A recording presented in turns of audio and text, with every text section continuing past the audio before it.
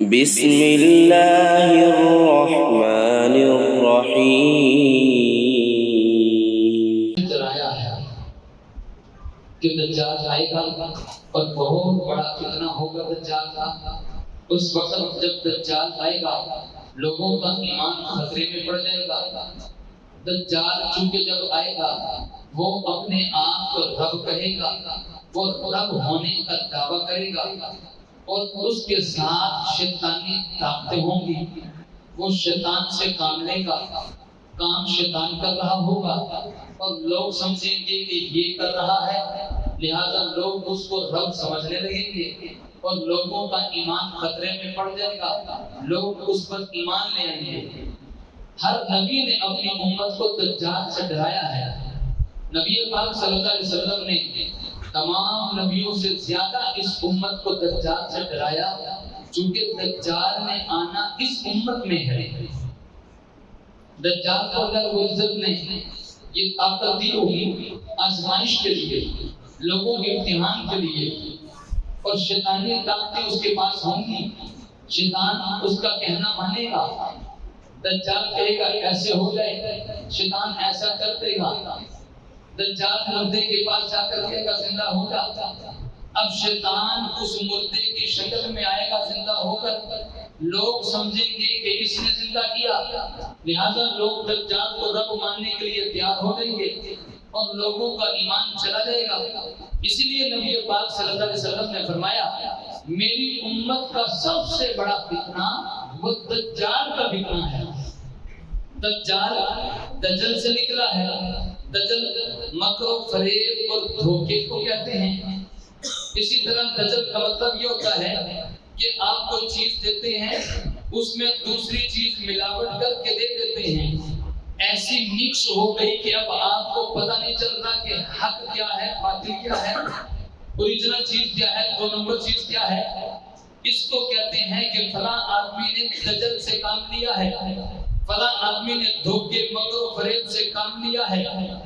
آپ نے سنا ہوگا دنیا میں ایک دریا ہے جس کا نام ہے دریائے دجلہ۔ دجلہ کو دجلہ اس وجہ سے کہتے ہیں کہ اس دریا میں مٹی بہت زیادہ ہے، اس کا پانی مٹی والا ہے، بعض مرتبہ پتہ نہیں چلتا کہ پانی ہے یا مٹی ہے۔ اس مکس ہونے کی وجہ سے، پتہ نہ چلنے کی وجہ سے اس دریا کو دریائے دجلہ کہتے ہیں۔ دجال آئے گا قیامت کے قریب۔ قیامت کی نشانیوں میں سے بہت بڑی نشانی دجال کی ہے، جس کا مقابلہ یہ امت والے نہیں کر سکتے۔ ہاں، اس امت میں ایک ایسا شخص جو نبی تھے اس امت میں امتی ہونے کی حیثیت سے آئیں گے، جن کا نام حضرت عیسیٰ علیہ السلام ہیں۔ دجال کا مقابلہ عیسیٰ علیہ السلام کریں گے۔ دجال کو قتل حضرت عیسیٰ کریں گے۔ دجال یہودی نسل کا ہوگا اور دجال میں آنا قیامت کے قریب ہے۔ لیکن آپ نے سنا ہے کسی بندے نے آنا ہو تیاری پہلے سے شروع کر دی جاتی ہے۔ دجال میں آنا قیامت کے قریب ہے، اس کی تیاریاں یہودی بڑے عرصے سے کر رہے ہیں، اور بلکہ یوں سمجھیں کہ اب تو تیاری بھی کمپلیٹ ہو چکی ہے۔ دجال کا تخت کہاں لگے گا، دجال کے لیے کون سے بیٹھنے کی جگہ ہوگی، دجال کی کابینہ کہاں بیٹھے گی، ساری کی ساری تیاری، ساری پلاننگ دجال کے لیے ہو چکی ہے۔ جب ہم حالات کا جائزہ لیتے ہیں تو یوں لگتا ہے کہ بس قیامت اب بالکل سر پہ آئی کھڑی ہے۔ جو میرے نبی نے نشانیاں بتلائی تھی وہ نشانیاں تقریباً پوری ہو چکی ہیں، چند ایک بڑی رہ گئی ہیں، بس وہ نشانیاں پوری ہوں گی اور قیامت آ جائے گی۔ نبی پاک صلی اللہ علیہ وسلم نے دجال کے بارے میں فرمایا وہ قیامت کے قریب آئے گا۔ اب دجال تو آئے گا قیامت کے قریب، لیکن کچھ دجالی چیزیں ہیں۔ دجال کے آنے سے پہلے جو تیاریاں ہیں وہ پہلے سے شروع ہو چکی ہیں، اور دجال کی جو دجالی چیزیں، وہ دجالی تہذیب ہے، وہ دجالی تمدن ہے کہ جو آج لوگوں میں ان چیزوں کو عام کرنے کی کوشش کی جا رہی ہے۔ دجال کے ہتھیاروں میں ایک بڑا ہتھیار بے حیائی کا ہے۔ دجال کے ہتھیاروں میں ایک بڑا ہتھیار بے حیائی کا ہے۔ کہ عوام کو بے حیائی میں مبتلا کر دو، عوام کو گندا اتنا کر دو کہ یہ اپنی انسانیت کے مقام اور مرتبے سے اتر کے گھٹیا ترین مرتبے، جانوروں والے مرتبے پر پہنچ جائیں۔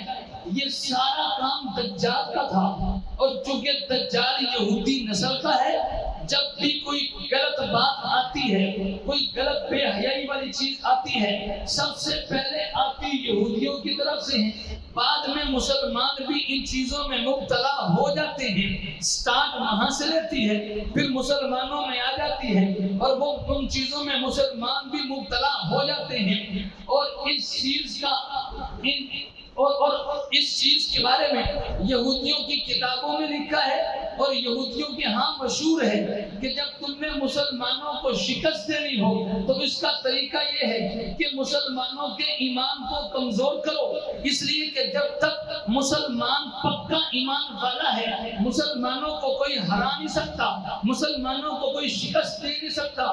مسلمانوں کو شکست دینے کے لیے اس کا ایمان کمزور کرنا پڑے گا، کیونکہ قرآن میں اللہ نے کہہ دیا وَأَنْتُمُ الْأَعْلَوْنَ إِن كُنتُم مُؤْمِنِينَ، اے ایمان والو اگر تم پکے ایمان والے بن جاؤ گے غلبہ تمہارا ہے۔ اگر ایمان والا پکا ایمان والا بن جائے، یہودیوں عیسائیوں کی باتوں میں نہ آئے، ہندوؤں کی باتوں میں نہ آئے، غیر مسلم کی باتوں میں نہ آئے، اپنے سچے نبی کی سچی تہذیب کو اپنائے، اپنے سچے نبی کی باتوں پہ اعتماد کرتے ہوئے یہ پکا مسلمان رہے، تو کوئی غیر مسلم مسلمان کو ہرا نہیں سکتا، کوئی غیر مسلم مسلمان کو شکست دے نہیں سکتا، چاہے غیر مسلم جتنی مرضی سائنس اور ٹیکنالوجی لے آئے، جو کچھ مرضی کر لے، مسلمان کو شکست دینا آسان کام نہیں تھا۔